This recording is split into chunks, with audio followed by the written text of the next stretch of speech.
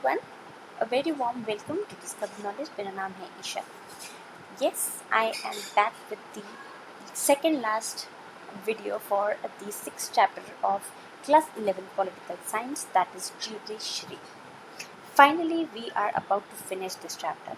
इस chapter के बाद जो कि आपका next chapter है federalism, because that chapter has been deleted by CBSE. मैं फिर से रिपीट करती हूँ, फेडरलिज्म वाला जो चैप्टर है completely deleted है from your course for the academic year 2021. इसीलिए हम उस चैप्टर को नहीं करेंगे. फाइन. हम इसके बाद जो 8th चैप्टर है जो कि लोकल गवर्नमेंट है, which is of utmost importance. वैसे तो उसमें से भी काफ़ी दो टॉपिक्स हैं जो कि पार्शली डिलीट किए गए हैं, जो कि हटाए गए हैं, बट उनके अलावा जो भी पूरे चैप्टर्स हैं उस चैप्टर में, टॉपिक्स हैं उस चैप्टर में, वो सब हम फिनिश करने वाले हैं. As of now we are on this topic of your 6th chapter, that is judiciary, jurisdiction of supreme court. मैं पहले बता चुकी हूँ आपको कि जुरिसडिक्शन क्या है. 3 डिस्कशन करनी थी आज, उनके बारे में हम 3 डिस्कशंस, तीनों के बारे में एक डिटेल्ड डिस्कशन इस वीडियो में करने वाले हैं. क्लियर? अब जुरिसडिक्शन से घबराना नहीं है. This word jurisdiction does not mean anything else. इसका मतलब है कि सुप्रीम कोर्ट की एक्चुअली अथॉरिटी कितनी है, कहाँ है, क्या है. बेसिकली उसका एरिया ऑफ, जो क्या कह सकते हैं, scope of work, area of work कितना है, वहाँ तक वो क्या है, कितना है, कहाँ तक जा सकता है. ठीक है. जैसे हर एक पुलिस स्टेशन का आप देखते हो, कुछ आपके एरिया में होंगे, कोई मेरे एरिया में है, तो मेरे वाला एरिया जो है वो आपके एरिया में जाकर के काम नहीं कर सकता. उसका वो जुरिसडिक्शन नहीं है, उसका वो एरिया ऑफ वर्क नहीं है. ठीक है. उसका जो काम है वो वहाँ तक नहीं जाता. वहीं आपके वाला भी मेरे इसमें नहीं आ सकता. क्यों? क्योंकि उसका सेम वैसा वर्सा, राइट. दोनों ही चीज़ें हैं, दोनों के साथ सेम चीज़ें हैं. इसी तरीके से सुप्रीम कोर्ट, आप कहो कि अब वो सुप्रीम कोर्ट हाई कोर्ट का काम करने लगे तो वो तो नहीं कर पाएगा ना, है ना. उसका अपना जुरिसडिक्शन है, अपने स्कोप ऑफ वर्क हैं जो वो करता है. उनमें पहला है ओरिजिनल जुरिसडिक्शन. ओरिजिनल जुरिसडिक्शन का मतलब क्या है? As the name itself suggest, original मतलब जो कि नकली इन द सेंस क्या होता है? ओरिजिनल मतलब क्या? वो केसेस, वो ऐसे केसेस, वो कह सकते हो इवेंट्स या पब्लिक ओपिनियंस, ठीक है, जो भी कोर्ट के पास, स्पेशली सुप्रीम कोर्ट के पास डायरेक्टली जाते हैं. अदरवाइज जो एक हायरार्की है हमें फॉलो करने वाली, कि हम नीचे से from the subordinate, from the lower court से लेकर के सीधा सुप्रीम कोर्ट तक अपील कर सकते हैं. एंड देन सुप्रीम कोर्ट का जो फाइनल डिसीजन होता है वो सब कोर्ट्स पर और आप पर भी मान्य होता है, राइट. तो हम ऐसे भी बहुत सारे केसेस हैं जिनके लिए हम डायरेक्टली सुप्रीम कोर्ट अप्रोच कर सकते हैं. तो वो होता है ओरिजिनल जुरिसडिक्शन. मतलब वो केसेस, वो ऐसे पॉइंट्स, ठीक है, ऐसे PIL, आगे पढ़ेंगे PIL के बारे में, जो डायरेक्टली सुप्रीम कोर्ट में अप्लाई होते हैं, कहीं और नहीं. अदरवाइज हम उससे पहले लोअर कोर्ट्स, फिर उससे डिस्ट्रिक्ट कोर्ट्स, फिर हाई कोर्ट, फिर सुप्रीम कोर्ट जाएंगे अदरवाइज. लेकिन ये कुछ ऐसे स्पेशल केसेस होते हैं जो सिर्फ और सिर्फ डायरेक्टली सुप्रीम कोर्ट के पास आते हैं. तो वो हो गया उसका ओरिजिनल जुरिसडिक्शन. अब कभी आप ये सोचते हो, कभी ये देखा है कि जो अपोजिशन पार्टी हैं वो कभी हायर कोर्ट में उन्होंने अपील किया? नहीं, वो डायरेक्टली सुप्रीम कोर्ट में अपील करते हैं. क्यों? क्योंकि ऐसा नहीं है कि उनको प्रेफरेंस दी जा रही है, नहीं, उनका केस वैसा है, उनका अपील वैसी है जो सुप्रीम कोर्ट के जुरिसडिक्शन तक आती है. अदरवाइज सुप्रीम कोर्ट उसको नहीं भी एक्सेप्ट करेगी.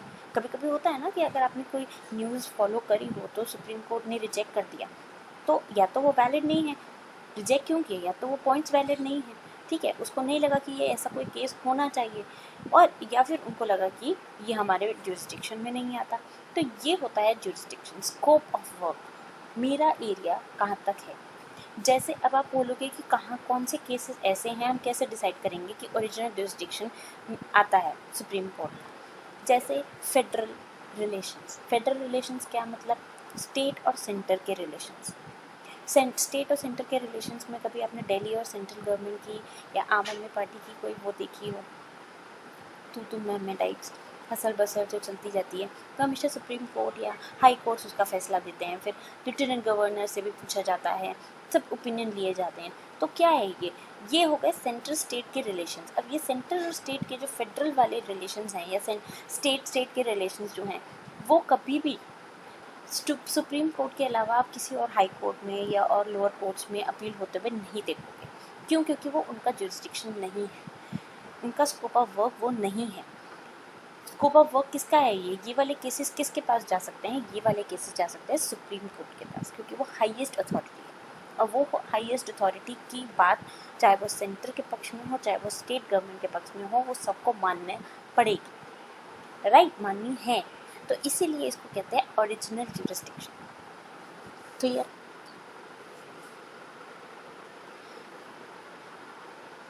क्योंकि सुप्रीम कोर्ट अकेले, it is called the original jurisdiction. क्यों? क्योंकि सुप्रीम कोर्ट के पास अकेले ही ऐसे पावर्स हैं जो इन सारे केसेस से डील कर सकती है। सुप्रीम कोर्ट, अब अदरवाइज हाई कोर्ट के पास ये पावर्स नहीं है, ये उसका स्कोप ऑफ वर्क नहीं है। ऐसे ही जैसे आप कहते हो कि ह्यूमन राइट वायलेशन है, आपने सुना होगा रिट पिटिशन डाली गई है, WRIT। आपने सेकेंड चैप्टर जो राइट्स वाला चैप्टर है वो तो वैसे हम लोगों ने किया नहीं, बट हम आगे भी करने वाले हैं उस चीज़ को। वो राइट्स वाला जो चैप्टर है उसमें आपने रिट्स ज्यूरिसडिक्शन देखा होगा।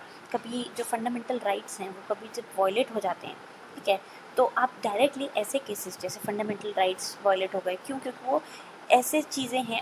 अब आप ये चीज़ देखो कि कैसे और कौन से स्पेसिफिक केसेस हैं जो सिर्फ और सिर्फ ओरिजिनल ज्यूरिसडिक्शन है सुप्रीम कोर्ट का, वो जहाँ पे हाईएस्ट अथॉरिटी का मानना, वो ऐसे केसेस मतलब जहाँ पे एक हाईएस्ट अथॉरिटी जुडिशरी की, जस्टिस की एक हाईएस्ट अथॉरिटी का होना बहुत ज़रूरी है।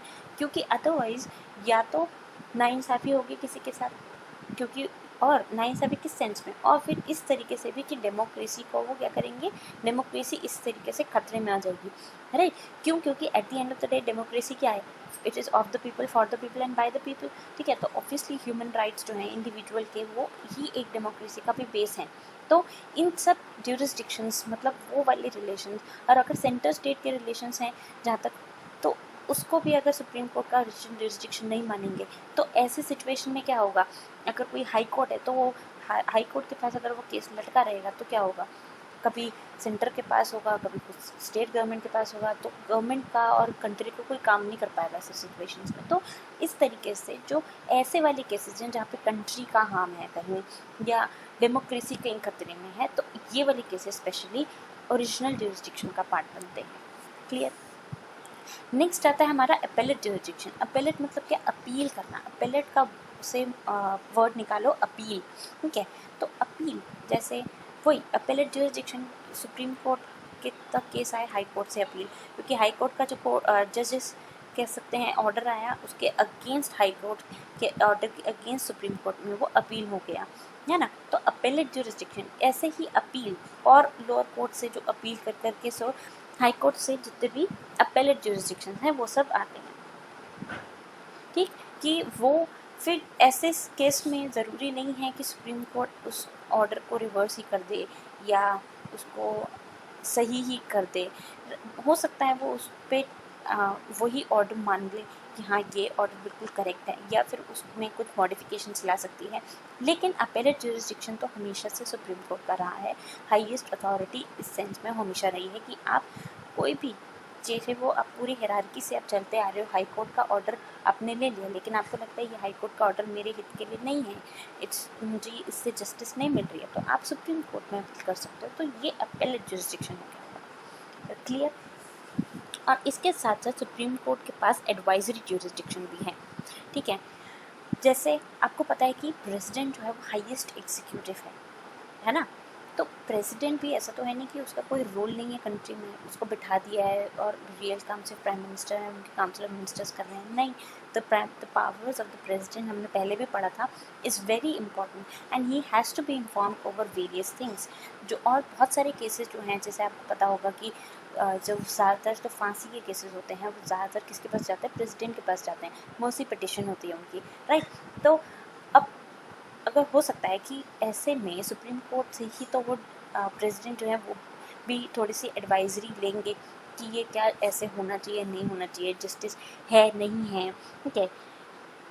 जहाँ पे इंटरप्रिटेशन बेसिकली ऐसा नहीं कि प्रेसिडेंट को कोई एडवाइस देता फिर नहीं, इस सेंस में मत देखो इसे कि क्या ये कॉन्स्टिट्यूशन का interpretation, at the end of the day judiciary का काम क्या है, कॉन्स्टिट्यूशन को इंटरप्रेट करना ना, उसको कह सकते हैं अपनी उसमें बताना कि एग्जैक्टली कॉन्स्टिट्यूशन क्या कहता है in the terms of justice, in the terms of judiciary.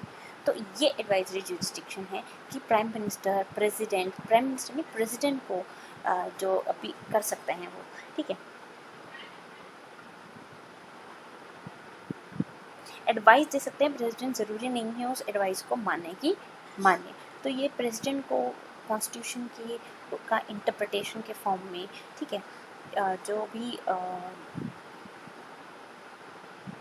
Advice देनी है वो प्रेसिडेंट को दे सकते हैं। तो इस तरीके से ये एडवाइजरी जुरिस्डिक्शन का उसके पार्ट बनता है, राइट। तो ये हो गए इसके इनके तीनों की जो जुरिस्डिक्शंस हैं which are very important. And next up, I hope यहाँ तक आपको समझ में आ गया होगा। नेक्स्ट अप हम इसके बाद आएंगे जुडिशियल एक्टिविटीज़म और PIL जो मैंने बताया, that will be the last topic for this chapter. I hope आपको यहाँ तक सारे टॉपिक्स क्लियर हो गए हों। If not, please feel free to mention anything in the comment section, any doubt, any problems, मैं definitely उनको take up करूँगी। Until then, stay tuned। मैंने अपनी नई वीडियो भी अपलोड करी है, that is all about the latest syllabus by CBSE for the academic year 2021। check that out also। and still इस टॉपिक से रिलेटेड, उस टॉपिक से रिलेटेड कोई डाउट, कोई क्वेश्चन, कोई क्वेरी हो तो please mention me in the comment section. And अगर ये वीडियो अच्छी लगी हो तो please hit the like button and subscribe to the channel everyone. Thank you so much.